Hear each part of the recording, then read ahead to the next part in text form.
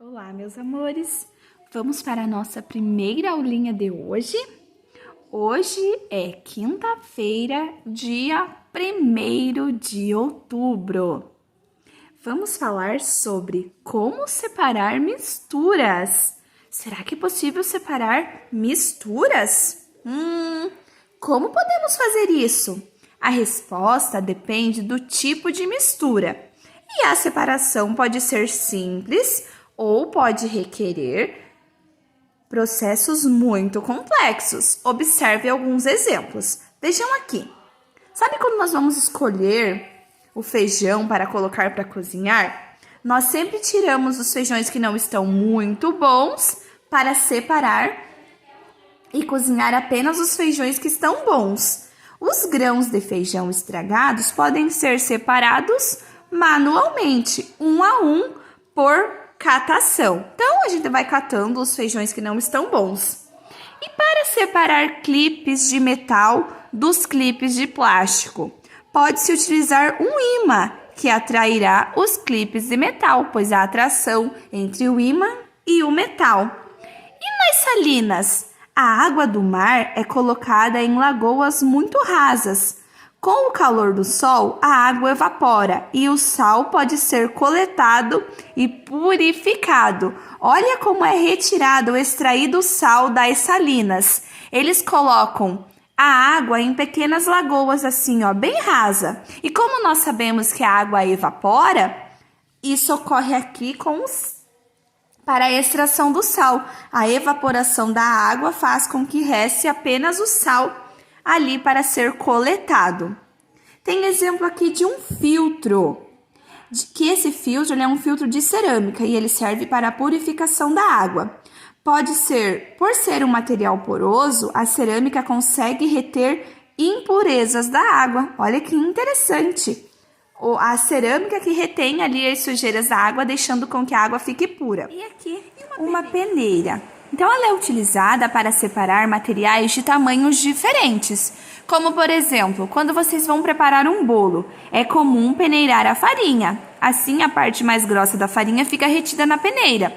Ou coar um suco de laranja para separar a semente. Então, ela é utilizada para separar materiais de tamanhos diferentes. Ela facilita esse processo, porque ficaria difícil separar juntando as sementes ali dentro do suco.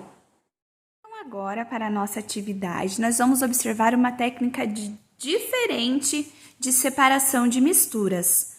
A pergunta é, qual é a cor das canetinhas? O que vocês irão precisar? Canetinhas coloridas, pedindo para incluir a cor verde ou preta, a tia colocou a verde, rosa e vermelha. 2 tiras de filtro de papel. Filtro pode ser aquele filtro de coar café ou então o papel toalha.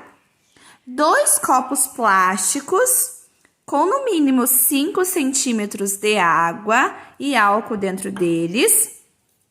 Como que nós vamos fazer? Primeiro, nós vamos fazer os pontinhos assim. Nas 2 tiras, fazer esses pontinhos iguais. Agora, vocês deverão pegar 2 copinhos, um com água e outro com álcool. Eu só tinha o álcool em gel. Espero que dê certo, já que ele tem a mesma função. O que nós devemos fazer? Nós iremos colocar as 2 tiras de papel dentro dos copos. Aqui o copo com água e aqui com álcool. E nós vamos observar o que irá acontecer.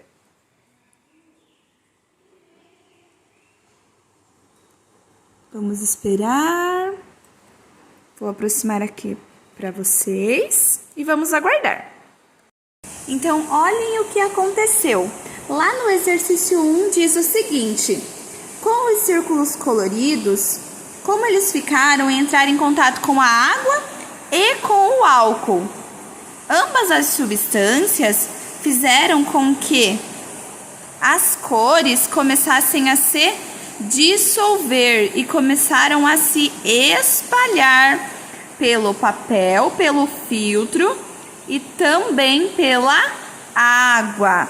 Olhem aqui o que acontece com as cores. elas começam a se espalhar e se misturar, formando novas cores. Lembram do processo das cores primárias, se transformando em cores secundárias? Então, olhem só o que aconteceu. Então, lá no exercício 1, vocês deverão escrever que, a princípio, os círculos ficaram borrados e depois eles começaram a se espalhar pelo papel. Tá bom? As tintas da canetinha começou a se espalhar pelo papel. E com o tempo elas vão começar a se separar e se transformar em cores diferentes. Olhem que ali dentro do álcool ficou também um pouco da tinta. Olhem que legal. Misturei ali o rosa, começou a dar um lilás. Então aqui vocês irão pintar, mostrando o que aconteceu com cada uma das cores. Podem pintar as cores que foram formadas. Por exemplo, o verde, ao entrar em contato com o rosa, deu lilás. Então, podem pintar aqui esses espaços. E o número 3 diz o seguinte, que a tinta das canetinhas, ela é feita de apenas uma cor, ou da mistura de cores diferentes. Sabiam que a mistura de cores diferentes formam novas cores? Isso mesmo! Então, por que isso acontece? Isso depende da cor. O azul e o amarelo são feitos de apenas uma cor. Não tem uma mistura de cores que resultam nelas. No entanto, algumas misturas de 2 ou mais cores. Por exemplo, esse efeito é mais visível nas canetinhas verdes, que é a mistura do azul e do amarelo, e também na canetinha preta, que é a mistura de diferentes cores.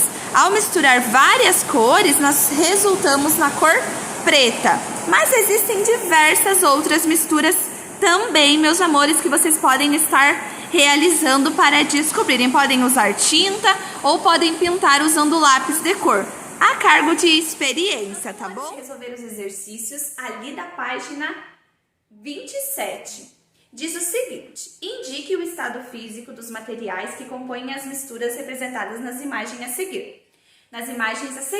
Sabemos que podem ser sólidas, líquidas ou gasosas. Então vamos lá. Em seguida nós vamos explicar como que ocorreu ali as separações, como que elas foram feitas. Letra A. Observem a imagem que as pessoas estão ali escolhendo feijões. Nós já aprendemos que a catação de feijão é feita manualmente, separando os feijões estragados dos feijões bons. Então, como que está sendo a separação? Que substâncias ali estão sendo separadas? Em que estado físico estão aquelas substâncias? Os feijões estão no estado sólido, eles têm formato definido. Então, é sólido e sólido. Tanto os feijões estragados quanto os feijões bons estão sendo separados, sólido e sólido. E essa separação está sendo feita de forma manual.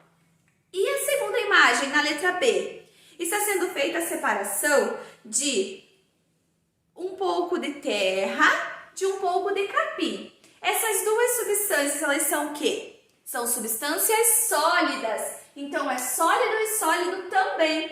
E a separação está sendo feita por meio de uma peneira. Por acento aqui no estado da tia.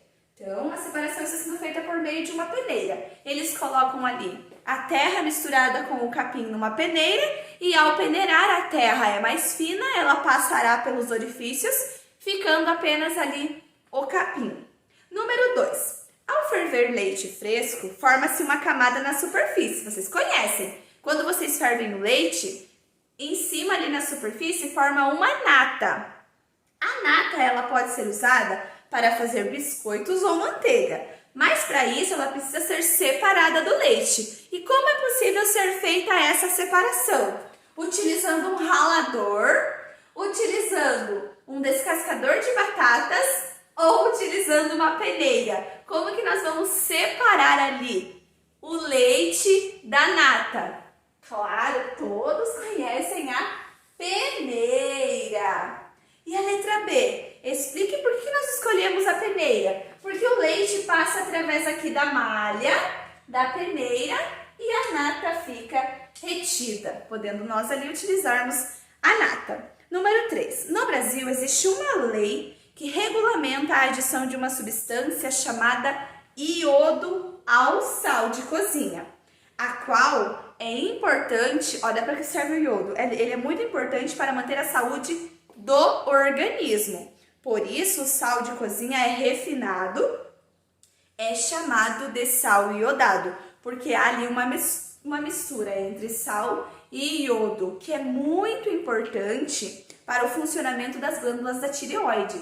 Antigamente as pessoas elas tinham muito bócio, um papo aqui, sabe? Formava um papo. E a adição desse iodo ao sal permite esse controle ali da saúde do organismo. Letra A. O sal de cozinha ele é produzido em salinas. Nós vimos isso lá na página anterior, que é colocado água, grandes camadas de água rasa, e essa água evapora, ficando apenas ali o sal que depois é coletado e processado. Explique como esse processo ocorre. Então, a água do mar é colocada em lagoas rasas, como eu te disse, e com o calor do sol e a ação do vento, essa água ela evapora. E após essa evaporação, o sal é coletado, purificado e usado na produção do sal de cozinha que nós utilizamos nas nossas casas. Letra B. O sal de cozinha, ele é uma substância ou ele é uma mistura de substâncias? Ele é uma mistura. Uma mistura do quê? De sal e de iodo. Então, meus amores, por hoje é só. Até a próxima aula. Um grande beijo.